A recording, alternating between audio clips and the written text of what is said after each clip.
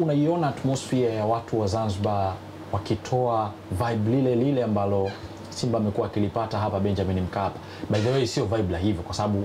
mashabiki wetu tunawajua. Wanashangilia kwenye matukio tu. Ni Goli. Na kingine kwa sababu tu ya majukwaa yake pia so ya kutosha zaidi kama ilivyo kwa Benjamin Mkapa, lakini Zanzibar katika sehemu ambazo unasema kabisa watu ambao wanapenda soka halisia na mashabiki wao pia hawadanganyi katika swala la kuzipa timu zao motivation, Zanzibar pia wanajitahidi kwa kiasi chao, lakini kama alivyosema Alex, kuna nguvu kidogo itapungua ya mchezaji wa 12 kutokana na kwamba uwanja wa Benjamin Mkapa ndivyo unafanywa ukarabati, na kama nilivyosema katika vipindi vilivyopita ni kwamba mashindano haya kimataifa yanahitaji miundombinu ya wachezaji kucheza iwe katika ubora unaotakiwa, na uwanja wa New Amaan Stadium kwa sasa hivi kwa hali iliyopo katika uwanja huo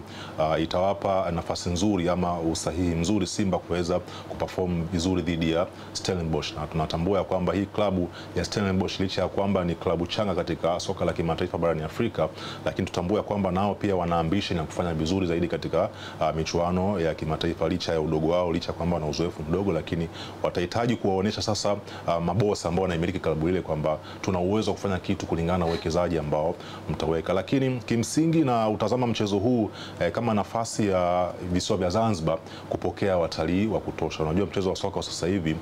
wanasema kwamba wale mashabiki halisi wa soka wamepotea, waliobaki wengi wanaenda katika viwanja vikubwa duniani, wengi ni watalii. Unajua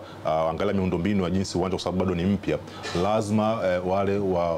wadau wa mambo ya utalii lakini wanaofuatilia kupitia mchezo wa soka watahitaji kwenda kushuhudia kwa macho yao live, kuona je, miundombinu ya uwanja huu ipo vipi, je inazingatia ule ubora wa soka la viwango vya juu barani Afrika, kama tunafahamu ya kwamba utatumika pia katika fainali za mataifa barani Afrika AFCON mwaka 2027. Na mfano huu wa utalii, kwa mfano angalia namna ambavyo uwanja wa klabu ya Liverpool Anfield kwa sasa ni uwanja ambao uliongezwa majukwaa ukichukua mashabiki takriban 60,000.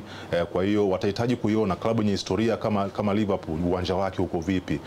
Kuna kumbukumbu pale tofauti, na natambua pia hata katika uwanja wa New Amaan Stadium pengine kutakuwa kuna vitu tofauti ambavyo vitakuwa vinawapa mashabiki ambao pia watakuwa wanahitaji kutalii katika visiwa hivyo kujifunza mambo kadha wa kadha kuhusu historia ya mchezo wa soka katika visiwa hivyo na historia pia ya visiwa vya Zanzibar kiujumla.